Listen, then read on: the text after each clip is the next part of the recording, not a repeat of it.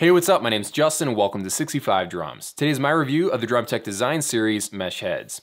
Drumtec actually makes 4 different variations of their drum heads: the Design Series, the Basic line, the Real Feel line, and the Pro line. So I'm going to talk about this one in the review, and then I'll also compare it to all the other mesh heads that they sell as well, so you can get a feel for which one might be right for your drum set. But before we get into all that, let's do some playing examples.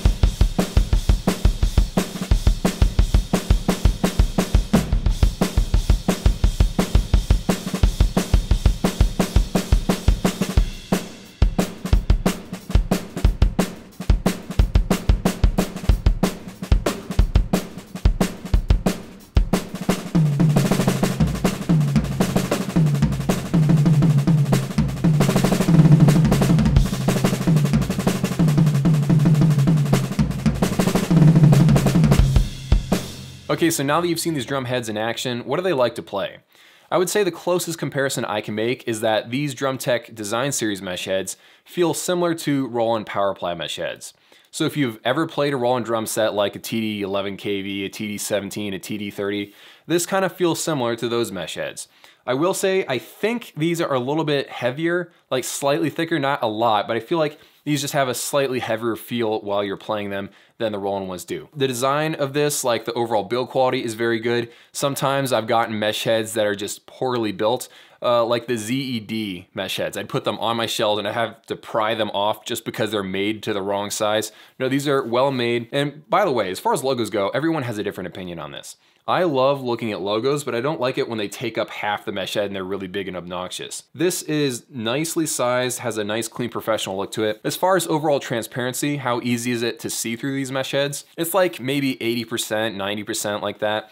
So you can sort of see like the drum trigger underneath of your drum, but it does have a clean, professional look to it. Now, in comparing this as far as acoustic volumes go, I would say this is right in the middle of the pack. At the very, very high end, you have the Drumtec Pro line, which are incredibly loud. They're like the Zildjian L80s of mesh heads. Very loud. And then on the low end, you have like Remo Silent Strokes. This is right there in the middle. Okay, so now that you know about this mesh head, I thought I would compare it to the other versions that they sell. So if you're on the Drumtec website and you see all these different mesh heads that they sell, you can know the difference between them. Let's start off with the cheapest one that they sell, the Drumtec Basic line. From what I can gather, because this is the only Drumtec mesh head I've never gotten a chance to play, from what I can gather, those are similar to Pearl muffle heads, Remo Silent Strokes. It's a very thin 1-ply mesh head, which probably means it's going to be incredibly bouncy, and the trigger accuracy of it isn't going to be quite on par with other mesh heads on the market. But it's the cheapest one, so if you're on a budget, it's definitely worth looking at. The next one is the Drumtec Design Series. So this is definitely a step up. It's heavier, it feels better to play on, trigger accuracy is better. It's just better in every way, shape, and form. This isn't a premium mesh head, it's like a middle of the road mesh head. The third version of mesh heads that they make is the Real Feel line. It's almost the perfect mesh drum head because it has acoustic levels of rebound. It doesn't bounce very much like most mesh heads, but it's also really quiet at the same time. Just slightly louder than a regular 2-ply mesh head, but not bad. It's a really hard balance to strike because a lot of times when mesh heads are very low rebound, like the Pro line, which we're going to talk about in a second, they're usually pretty darn loud. This is quiet and has low levels of rebound at the same time, incredibly well made, and a lot of drummers really like this. Then finally, the fourth version is my favorite kind of mesh head, the Pro line from Drumtec. Now the reason why I like these so much is just because they feel very similar to acoustic heads. Not exactly the same, but they're very, very dense mesh heads. It almost feels like, I don't know, it almost feels like it's made of Kevlar or something. This is a very, very thick 1-ply mesh head, and it's actually fairly transparent. It's a black mesh drum head. It doesn't even have their logo on it. It's just very, very fun to play. The problem is, this is the Zildjian L80 of mesh drum heads. This is very, very loud. So if you want something that is playable in apartments and stuff, this is definitely not your go-to mesh drum head, but it's the most realistic feeling mesh head that I've ever tried from any company ever. The only other one that pops up in the mind as far as density and how this feels is probably the Go E-Drum mesh heads, but they don't feel quite as good as these Drumtec Pro line mesh heads. Okay, so this part of the video is a little bit tricky to talk about because most of the people that are shopping for Drumtec mesh heads, they're trying to decide between the design series and the Real Feel line. Which of these should you buy?